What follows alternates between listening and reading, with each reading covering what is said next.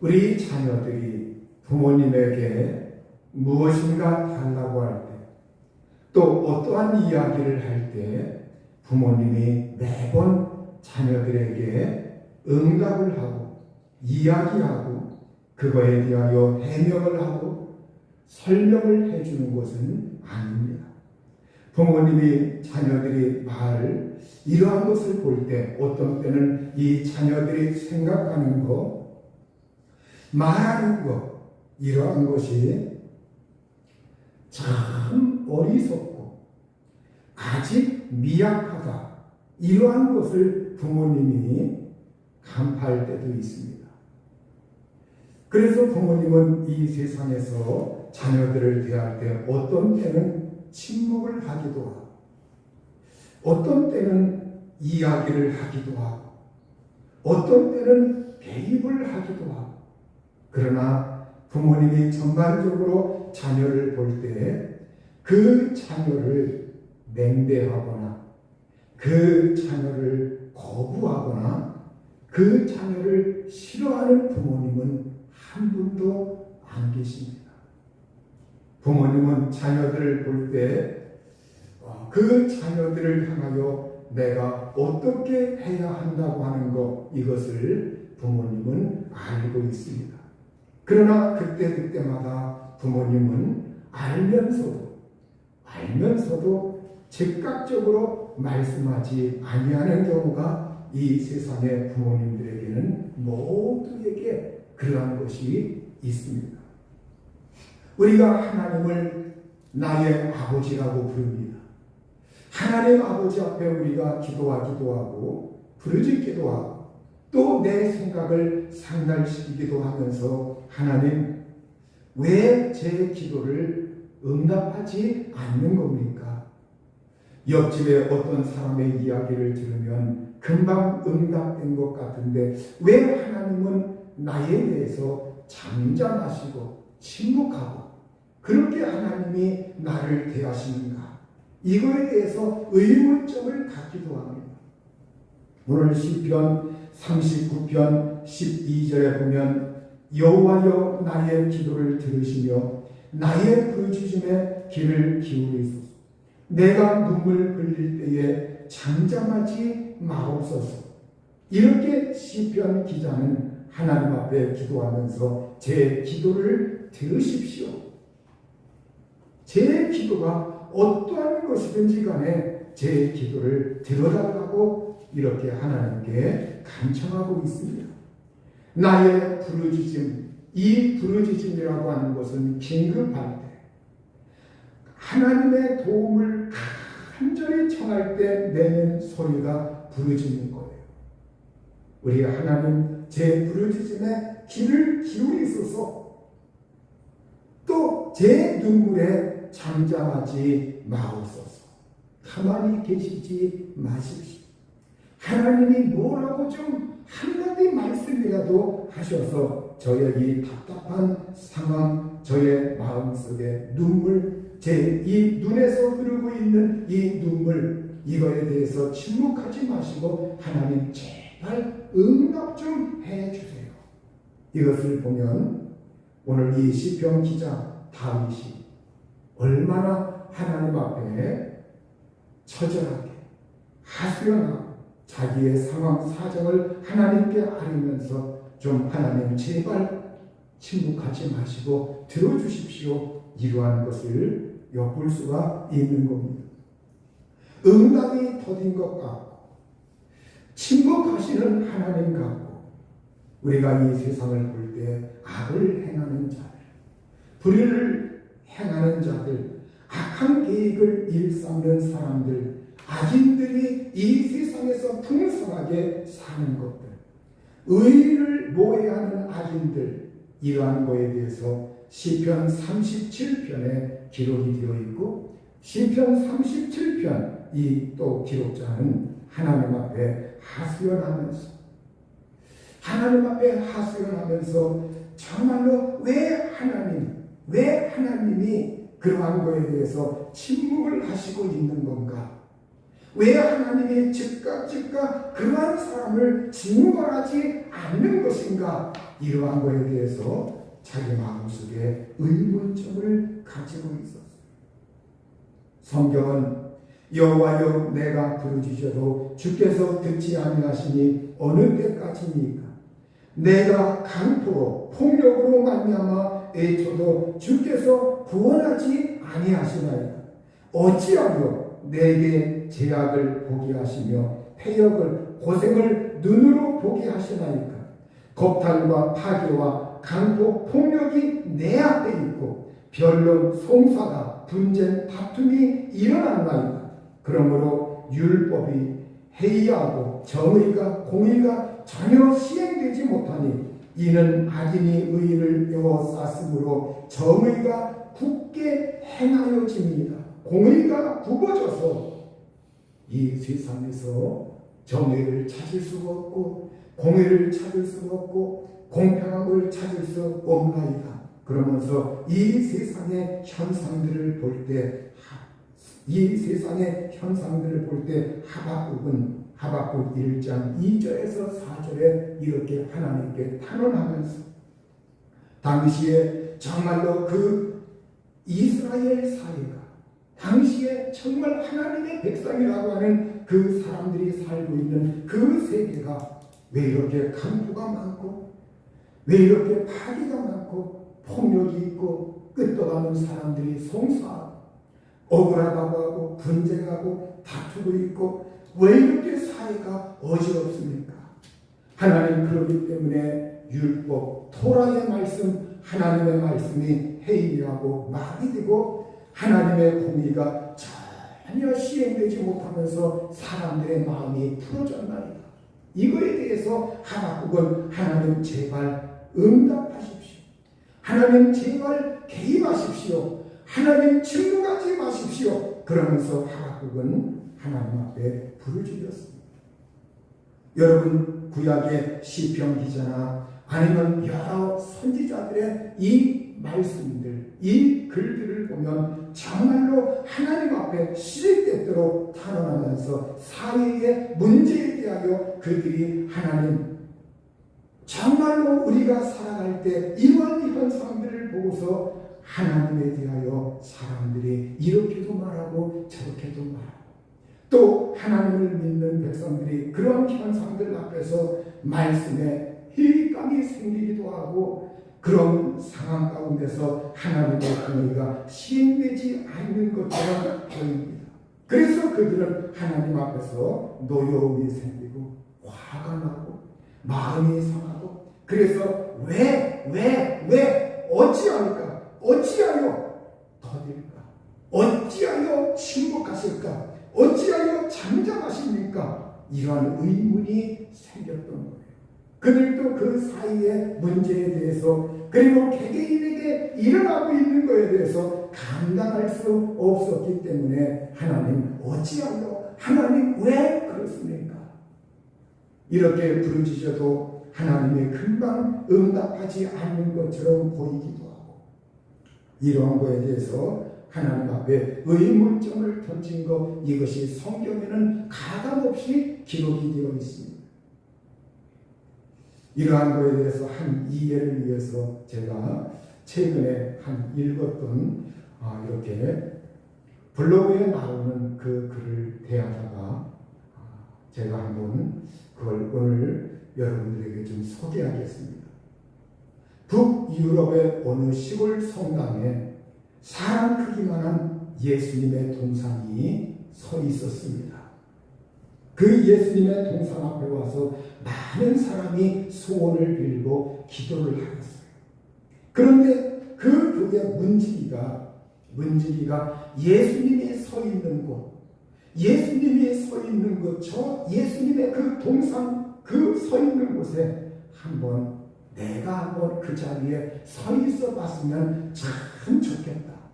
그래서 내가 그 자리에 서 있어서 사람들이 와가지고 나를 예수님인 줄 알고 내가 예수님의 동상인 줄 알고 내 앞에서 한번 소원을 빌어보는 거 그걸 내가 일일이 한번 들어보면서 어떤 사정인가 그걸 헤아려 보고 싶어졌어.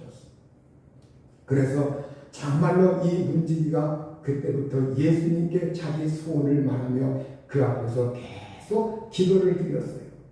그런데 어느 날 진짜 음성이 들렸어요. 그래, 네가 하도 소원을 말하니까 내가 하루만 딱 들어주마. 너와 내가 자리를 바꾸겠다.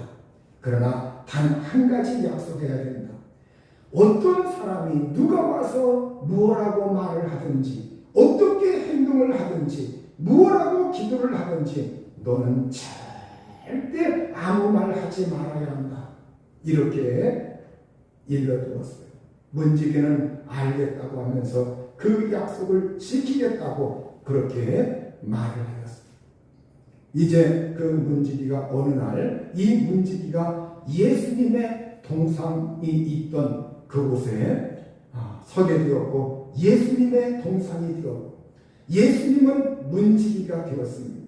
이제 이 문지기가 예수님의 동상으로 서 있을 때 첫 번째 사람이 왔어요.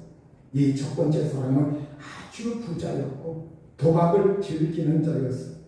자기가 도박을 하러 가는데 돈을 잃지 말고 많이 따게 해달라고, 돈을 좀 많이 더 딸 수 있도록 더 부자가 되게 해달라고 도와달라고 하는 그러한 소원이었어요.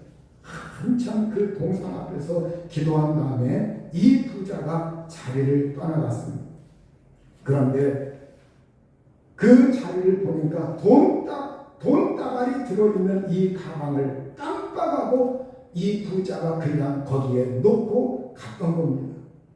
문지기는 가방을 놓고 갔다는 것을 빨리 자기가 내려가서 그 사람 붙잡고 알려주고 싶었지만 예수님과 약속한 것 때문에 침묵을 지켰어요.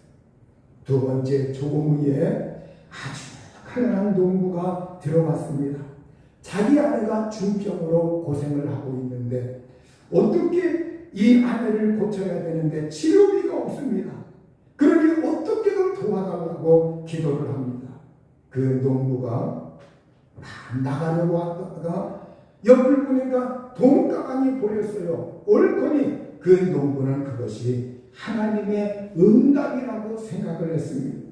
하나님이 어련히 알아서 이렇게 내가 여기 와서 기도하는 것, 이걸 하나님이 하셔서 이렇게 돈가방을 준비하셨구나. 그래서 이 농부가 감사 기도를 드린 후에 돈가방을 들고 나갔습니다. 문지기는 그 돈가방을 주인이 있다고 갖고 가지 말라고 이렇게 말해주고 싶었지만 예수님과의 이 약속 때문에 예수님의 동상이 된 이 문지기가 끝까지 참았어요. 세 번째 기도하러 온 사람은 배를 타고서 먼 바다로 나가려고 하는 한 젊은 청년이었어요. 자기 자신의 안전을 위해서 바다로 가면 파도도 있고 바람도 있고 그래서 자기 자신의 생명을 위해서 기도하러 온 것이었어요. 자기를 지켜달라고. 하나님 제발 바다에 나갔을 때 안전하게 지켜달라고 청년이 막 기도를 시작하는데 갑자기 예배당 문이 활짝 열리더니 돈가방을 놓고 갔던 이 부자가 들어왔어요. 돈가방이 자리에 없는 것을 확인한 이 부자가 다짜고짜 기도하려고 하던 이 청년의 멱살을 잡고 돈가방을 내어놓으라고 막 으름장을 놓았어요. 청년은 이게 무슨 행패냐고 하면서 왜 이러나 저는 사정을 얘기했지만 분이 풀리지 않는 이 부자는 청년을 이끌어서 경찰서로 가자고 했어요. 청년은 자기가 경찰서 가면 안 된다. 지금 배가 떠나가려고 하는데 나는 그 배를 빨리 타야 되는데 지금 바로 가지 않으면 배를 탈 수가 없다고 하면서 경찰서로 가는 것을 거부했습니다. 그렇게 옥신각신하며 다투는 것을 본 이 예수님의 동상이 된 이 문지기가 도저히 참을 수가 없어요. 그래서 말을 해주고 말았습니다. 이제 청년은 배를 타게 되었고 부자는 돈가방을 찾을 수가 있었습니다. 잠시 후에 예수님이 노하신 음성으로 말씀하셨습니다. 너는 나하고 약속했지 않느냐? 약속했지 않느냐. 말을 절대 하지 않는다고 했는데 왜 말을 해서 형편을 더 어렵게 만들었느냐. 그러니 그 자리에서 내려오너라. 네가 침묵했으면 더 좋았을 것을. 부자는 어차피 그 돈을 도박장에 가지고 가면 다 날릴 돈이었느니라. 그 돈이 농부에게 갔더라면 농부의 아내를 살릴 수 있었느니라. 더욱이 더 큰 잘못은 바로 청년의 문제다. 청년을 그냥 두었으면 네가 아무 말 하지 않았으면 그 사람하고 옥신각신하다가 경찰서로 가게 되었고, 그래서 거기에서 여러 가지 그 경찰서에서 신문을 받고 조사를 받고 그러다 보면 배를 타지 않았을 것이다.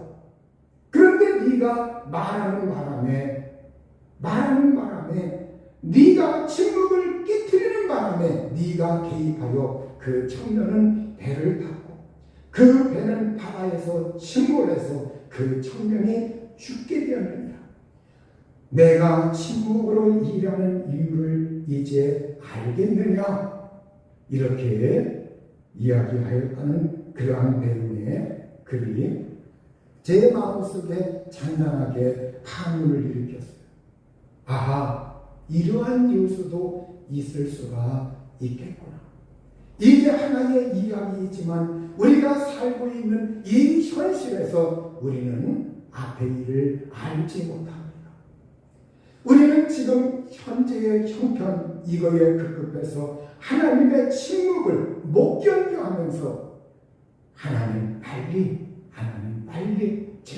제발 그러면서 내가 원하는 방법, 내가 원하는 방식대로 빨리 해결해주고 하나님이 개입해서 빨리 좀 음성 좀 들려주고 이렇게 하면 얼마나 좋을까.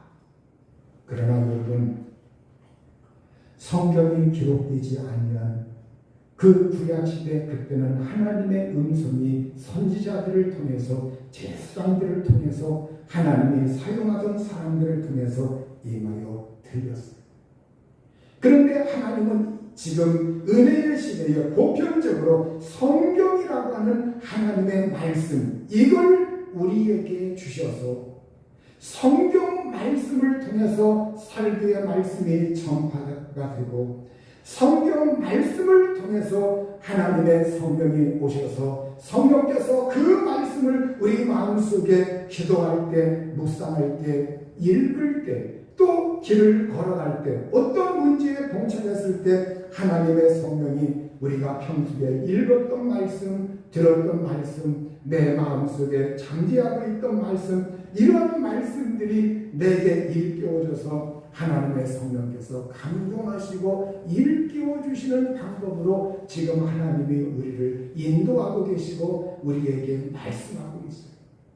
그런데 사람들은 급해서 이걸 참지 못해요. 이걸 참지 못해가지고 어디 예언기도 받으러 간다. 이걸 참지 못해서 어디 용한 데가 없는가. 예수님을 믿는데도 옛날 이 세상에서 어떤 미신을 섬기거나 아니면 다른 종교를 섬기던 그 버릇을 버리지 못하는 사람들이 종종 있는 것을 볼 수가 있어요. 여러분, 우리 예수님이 십자가에서 외치실 때, 말씀하실 때, 7마디의 말씀을 하실 때, 이때도 예수님이 자기 마음대로 말씀하신 것이 아니라 구약 시대에 예수님께서 십자가에서 그 하실 말씀 7마디의 말씀이 구약에 기록이 되어 있던 거예요. 그 기록된 말씀을 예수님이 말씀하시면서 성경을 응하셨어요. 성경을 이루게 하셨어요. 예수님이 십자가에서 고통받을 때 하나님이 그 순간 사람들은 한번 너 자신을 구원해봐라. 사람들을 구원했다고 하는데 너 자신을 구원해보고 십자가에서 한번 뛰어내려봐라.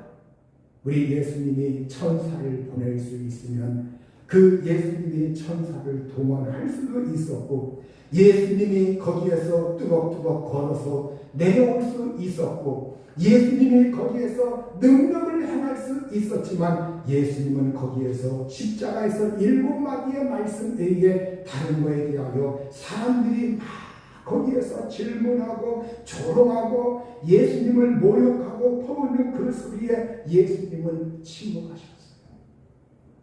우리 하나님은 그 순간에 또한 사람들에게 침묵을 하셨어요. 겉으로 보면 하나님이 침묵하시고 하나님이 외면하고 하나님이 아무 일도 하지 않는 것 같습니다. 그러나 여러분, 우리를 구원하시고 우리의 죄를 사하신 것, 이것은 하나님이 일하신 겁니다. 하나님이 침묵하시는 것 같았지만 하나님은 그 십자가의 대속의 은총을 통해서 저와 여러분을 구원하셨고 저와 여러분의 죄악을 사하셨고 이 세상에서 많은 사람들에게 희망을 주셨고 소망을 주셨고 이 세상의 사람들을 살리셨어요. 여러분, 하나님은 지금도 침묵하시는 것 같지만 여러분, 십자가의 사건을 보면 하나님이 침묵한 것 같고 예수님이 침묵한 것 같지만, 그러나 그 침묵 중에도 하나님은 구원의 역사를 이루어 가시고 있고, 하나님은 그 침묵 중에도 하나님은 하나님의 은혜의 섭리를 이루어 나가는 것을 우리가 그것을 알 수가 있는 겁니다. 오늘 여러분, 우리가 진정으로 이 세상에서 하나님 왜 이 고통 빨리 해결 안 해주는 겁니까? 하나님 저런 아들들 왜 그냥 두지 않냐고 빨리 징벌하지 않는 겁니까? 하나님 이 세상에 여러 우리 인간들이 이해할 수 없는 일들, 사건들 수없이 많이 있는데 하나님 왜 저들을 금방 징벌하지 않는 겁니까?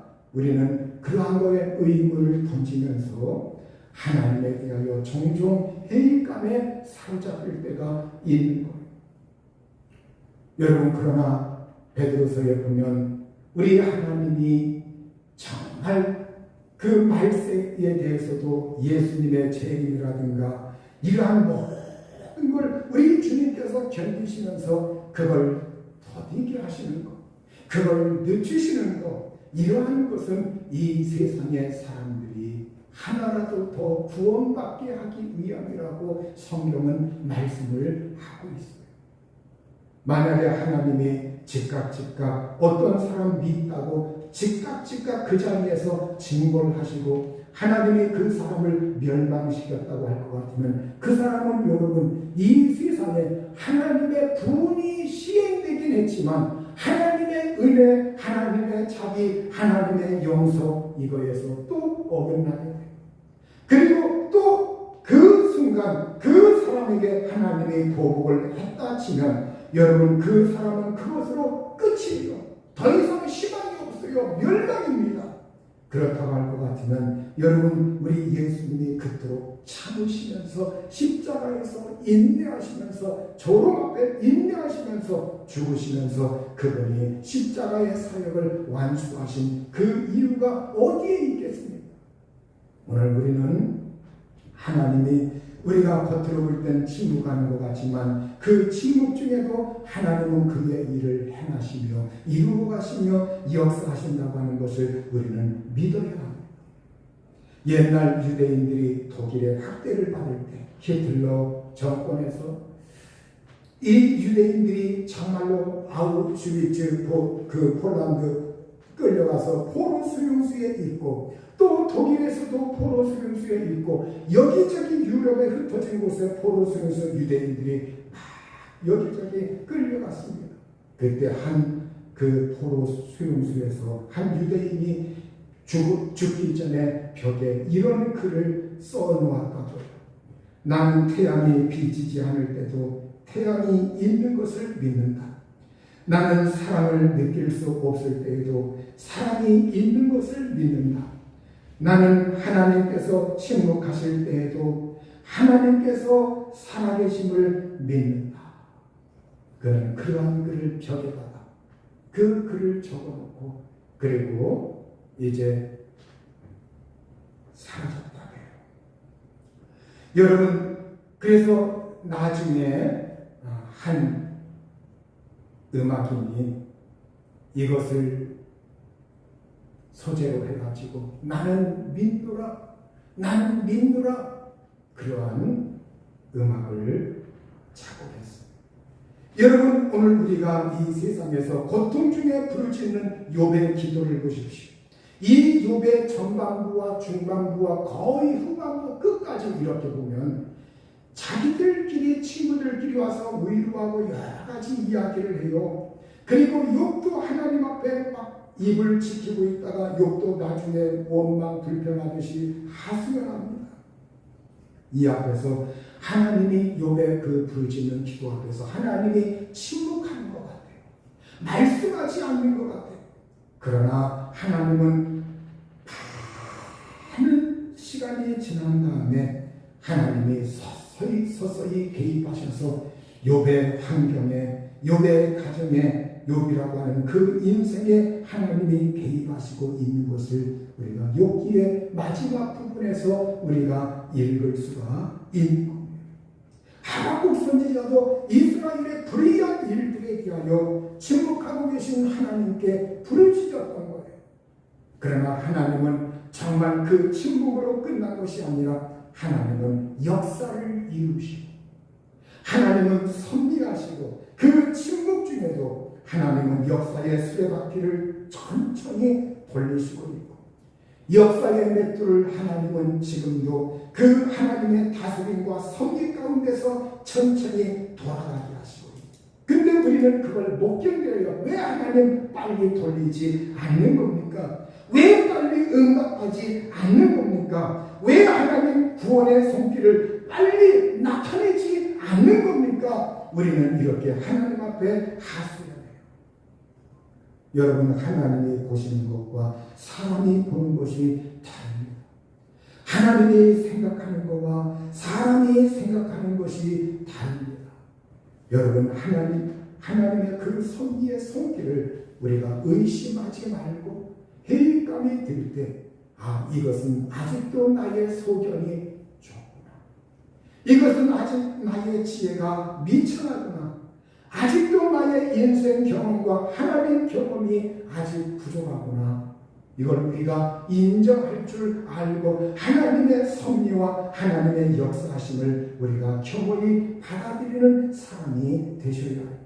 전도서 3장 11절에 보면 하나님이 모든 것을 지으시되 때를 따라 아름답게 하셨고 또 사람들에게는 영혼을 사모하는 마음을 주셨느니라. 그러나 하나님이 하시는 일의 시종을 사람으로 측량할 수 없게 하셨도다. 하나님이 하시는 그 일의 처음과 나중을 사람들이 측량할 수 없게 하셨다고 말씀하고 있어요. 전도서 7장 14절에 형통한 날에는 기뻐하고 공고한 날에는 되돌아보아라. 이 두 가지를 하나님이 병행하게 하사 사람이 그의 장래 일을 능히 헤아려 알지 못하게 하셨느니라. 이렇게 형통한 날, 공고한 날, 이걸 기뻐하기도 하고 뒤돌아다 보면서 이 두 가지를 하나님이 병행하게 하셨다. 우리 인생들에게는 항상 형통한 날만 주시는 것이 아니라 항상 이 세상에서 기쁘고 즐거운 날만 주시는 것이 아니라 하나님께서 우리 인생들 살아갈 때 공고한 날이라고 하는 것도 하나님이 우리에게 허락하시는 그런 경우가 많이 있다는 거예요. 그래서 우리가 여러분 국가적으로도 민족적으로도 역사적으로도 그렇고 또 우리 개개인도 그렇고 가문들도 그렇고 여러분 우리가 이 세상에 사는 모든 것에 있어서 어떤 때는 형통한 때가 있었구나. 또 어떤 때는 공고한 때가 있었구나. 왜 이 공고한 날은 하나님이 무조건 너 한번 맛 좀 봐라 하고 하나님이 무조건 갖다 주는 것이 아니라 이 공고한 날은 우리가 이 세상에서 여러 가지 환경적인 제약과 그 시대적인 아픔과 그 내가 살고 있는 그 시대에 영향을 받기 때문에 그래요. 여러 가지가 복합적으로 작용하고 있는 겁니다. 기후위기, 이 세상의 사람들의 여러 그 마음들, 이 세상에 일어나고 있는 일들, 전쟁, 식량, 여러 가지가 작용하고 있어요. 그러한 모든 것이 작용해서 어떤 때는 우리가 형통한 날, 공부한 날, 이러한 것이 우리가 살아갈 때 교차되게 하셨는데요.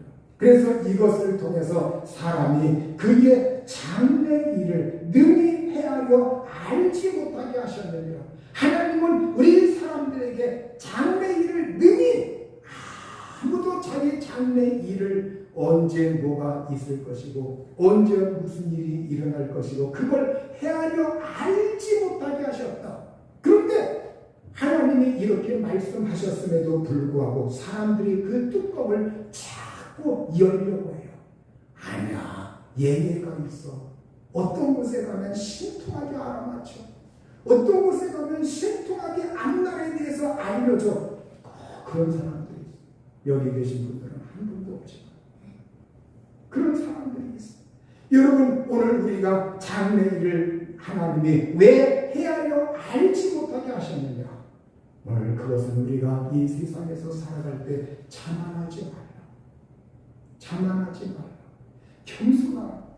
우리가 이 세상 일어나고 있는 일 앞에서 우리가 앞날에 대해서 알 수 없지만 그때 성실하게 하나님을 의지하고 하나님을 사랑하고 하나님 안마.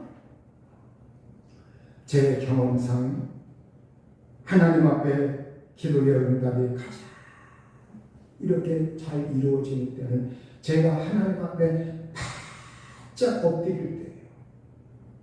하나님, 전 힘이 없어요. 하나님, 전 연약해요. 하나님, 정말 제가 미련하고 하나님 떠나면 아무것도 못해요. 하나님 아시죠? 하나님 아시죠? 저를 불쌍히 여겨주세요. 저를 긍휼히 여겨주세요. 저는 이 기도를 하나님 앞에 시때때려요. 하나님 앞에 바짝 엎드립니다. 하나님, 저는 능력이 없어요. 하나님, 힘이 없어요. 하나님, 정말 붙들어주세요. 하나님, 도와주세요. 하나님, 인도해주세요. 앞으로도 어떻게 되는지 알지 못하지만 그럼에도 불구하고 하나님 끝까지 붙들어주시고 끝까지 하나님 의지하게 하시고 끝까지 겸손하게 하시고 끝까지 주님을 사랑하게 하시고. 여러분, 오늘 우리가 하나님 앞에 바짝 엎드리면서 그 하나님 앞에 하나님의 역사의 그 손길을 우리가 의심하지 말고, 우리가 때로는 이해가 가지 않아도 그걸 의심하지 말고 하나님을 긍정하고 하나님 인정하고 하나님 사랑하면 우리가 때가 지나면 하나님이 그때 그래서 내가 그렇게 소원하던 것을 하나님이 막아주셨구나. 그때 그래서 하나님이 나를 이렇게 침묵하는 것 같지만 이렇게 나를 도와주셨구나. 우리가 그걸 알게 되고 경험하게 되고 깨닫게 되는 날이 우리에게 온다는 것. 오늘 시편은 시편 39편 12절 13절 여호와여 나의 기도를 들으시며 나의 부르짖음에 귀를 기울이소서. 내가 눈물 흘릴 때 잠잠하지 마옵소서. 나는 주와 함께 있는 나그네이며 나의 모든 조상들처럼 떠도나이다. 주는 나를 용서하사 내가 떠나 없어지기 전에 나의 건강을 회복시키소서. 여러분, 이것은 오늘 시편 기자의 기도뿐만이 아니라 그럼에도 불구하고 우리는 신실하게 지금 응답하지 않는 것 같고 침묵하는 것 같은 그 하나님 앞에 그럼에도 불구하고 하나님, 제 기도를 들어주소서. 하나님, 제가 부르짖는 걸 응답하소서. 하나님, 저를 용서하소서. 하나님, 저의 건강을 회복시키소서. 하나님, 저를 붙들어 주시고 은총을 주소서. 그러면서 하나님 앞에 의지하고 하나님 앞에 여러분의 마음과 생각을 토하여 낼 수 있기를 우리 주의 이름으로 축원합니다.